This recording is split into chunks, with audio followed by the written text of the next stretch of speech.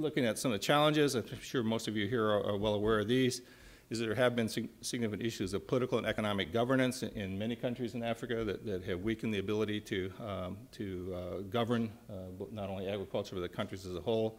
There's also been, I think, significant progress in many countries lately.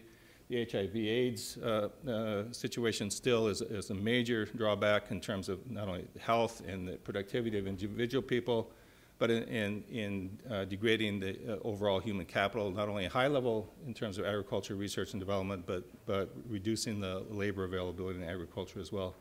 As we already heard, soil fertility and natural resource management are big issues in much of Africa.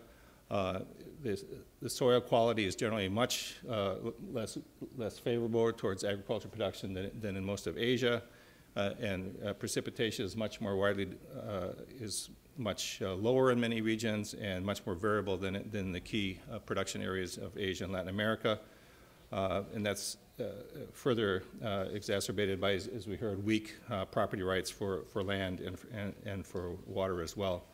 In addition, there's been significant underinvestment in the agriculture sector for many years, and the private sector has been very weak in Africa. So it has been, there hasn't been the potential in a sense to gradually transfer from a publicly driven agricultural development model to one that's more of a partnership or private-led, as there has been again in much of Asia. That's further worsened by the fact that the infrastructure in the rural areas is extremely poor in much of Africa, and the poor quality of roads and markets leads to very high transportation and marketing costs, so that farmers receive prices for their produce that are much lower than one would expect compared to the border prices or international prices, and that they also pay far more for fertilizer, pesticides, and other inputs. So they were caught in a price-cost squeeze in many cases, making agriculture much less productive.